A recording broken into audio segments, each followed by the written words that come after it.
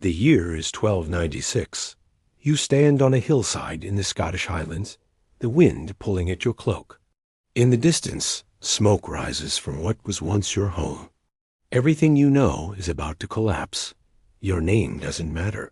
You're a farmer's son, a blacksmith's daughter, a shepherd. Your grandfather told stories of kings and wars, but those were just stories. Your world is simple. You wake before dawn, work until your hands bleed, and pray the harvest will be enough to survive the winter. But this morning, something is different. The air tastes wrong. The birds are silent. You see it in your mother's trembling hands, in your father's tense jaw as he stares at the horizon. Someone is coming. You've heard the rumors. The English King Edward has crossed the border. They call him the Hammer of the Scots. They say he wants to erase you from history. But you didn't believe it. Wars are for nobles, not for people like you. You just want to survive. Then you see them. Soldiers on the ridge, a dark tide of armor glinting in the pale light. The sound of their march is a thunder that shakes the very ground. Your father grabs your arm, his grip like iron. Run, he says. Take your sister. Run to the forest. Don't look back. You want to argue, to say you can fight, but the look in his eyes silences you. It's not fear, it's certainty. He knows what's coming. You run. Behind you, the screams begin. The crash of doors, the roar of flames. You hear your mother's voice, and then nothing, drowned out by the pounding of your own heart. Your sister's hand is small in yours. She's only 7. She doesn't understand. She asks if she can go back for her doll. You don't answer. You just pull her deeper into the trees, into a small cave you once used for games. Now it feels like a tomb. You press your hand over her mouth when she tries to speak, and together you listen to the sounds of your village, your entire world, dying. This is the story of how a nation's fight for freedom began. Not in the halls of castles, but in the hearts of ordinary people who lost everything. This is where the legend of William Wallace takes root. To understand his rebellion, you must first understand the pain that created it. Join us as we explore the spark that ignited the Scottish Wars of Independence. Don't forget to like and subscribe for more chapters from history. You've never been in a battle before. Nothing prepared you for the noise, the chaos, the way time seems to stretch and compress simultaneously. You're moving on instinct, driven by months of grief and rage. You see English soldiers falling into the river, their armor dragging them down. You see Scottish spearmen holding the line, refusing to break even as knights charge them. You see Wallace himself, fighting like a demon, his sword rising and falling, rising and falling. And you see something else. You see your people winning. The English retreat is a rout. Thousands of them die. The rest flee south, abandoning their supplies, their weapons, their pride.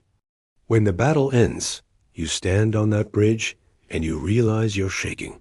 Not from fear, from something else entirely. For the first time since your village burned, you feel like you can breathe. But victory is poison in Scotland. It makes you believe you can win. It makes you forget that England has 100 armies and Scotland has 1. The Battle of Falkirk comes less than a year later. This time, Edward himself leads the English. He's learned from Stirling. His archers darken the sky with arrows, thousands of them falling like deadly rain. His cavalry waits until your formations break, then charges through the gaps. You watch as the Scottish lines collapse, as men you fought beside for months fall, screaming to the ground. Wallace calls for retreat. There's no shame in his voice, only cold calculation.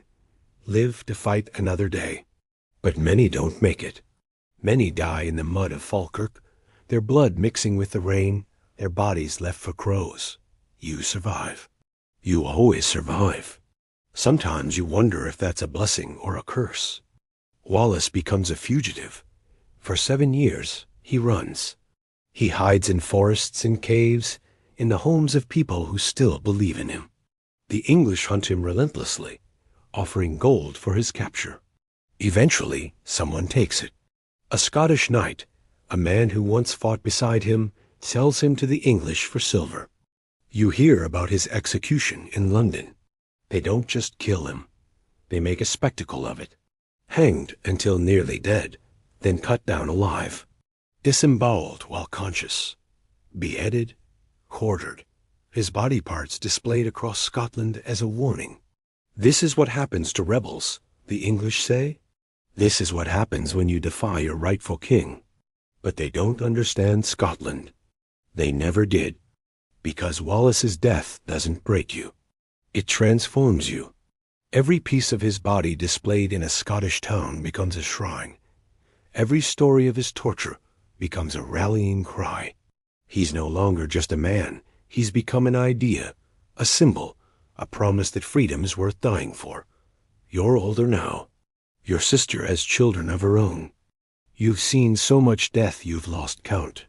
But you're still here, still fighting, still refusing to kneel. Robert the Bruce takes up the banner. Another nobleman, but one who learned from Wallace's mistakes. He fights a different kind of war, a war of attrition, of ambush, of patience. He avoids pitched battles. He burns English-held castles so they can't be used again. He slowly, methodically, bleeds the English occupation to death. Bannockburn comes in 1314.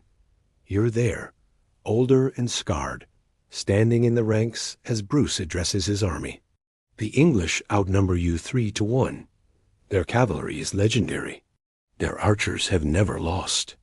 But you've been fighting for 18 years. You've buried friends, family, entire villages. You've survived when survival seemed impossible, and you're tired of running. The battle lasts 2 days. You fight in a way you never have before, not with rage, but with something colder and more dangerous. Determination. The English cavalry charges into pits Bruce's men dug in the night. Their formations collapse in the marshy ground. Their archers can't fire for fear of hitting their own knights. And when the English line finally breaks, when their army turns and runs, you don't celebrate. You just stand there, breathing hard, watching them flee. Victory doesn't feel like you thought it would. It doesn't feel like anything at all. You're numb, empty. All those years of fighting, all that death, all that pain, for what? For this moment? For the right to stand on your own land and not be afraid? Maybe that's enough. Maybe it has to be. Scotland wins its independence in 1328. The Treaty of Edinburgh recognizes Robert the Bruce as king, recognizes Scotland as a sovereign nation. You're an old man by then. Your sister is gone, taken by fever. Most of the people you fought beside are dead, but Scotland lives. Scotland endures. You stand on that same hillside where you stood so many years ago, watching smoke rise from a distant village. But this time, the smoke is from cooking fires, not burning homes. This time, children play in the fields. This time, there's peace. You think about Wallace sometimes, about your parents, about everyone who died so you could stand here. You wonder if they'd think it was worth it. You wonder if freedom is ever worth the price you paid. But then you watch a child laugh as she chases a sheep, and you remember what you were fighting for. Not just land, not just a name on a map, but the right to exist, the right to be yourself, the right to pass something down to your children besides fear. Scotland was built on blood and betrayal. Every king who claimed to save you also sold you. Every battle you won led to another war. Every victory came with a price so high you could barely afford to pay it. But you paid it anyway, because some things are worth dying for. And Scotland, broken and bleeding and beautiful, was one of them. You close your eyes and feel the wind on your face, and you know one truth with absolute certainty. They tried to erase you from history, but you refused to be forgotten.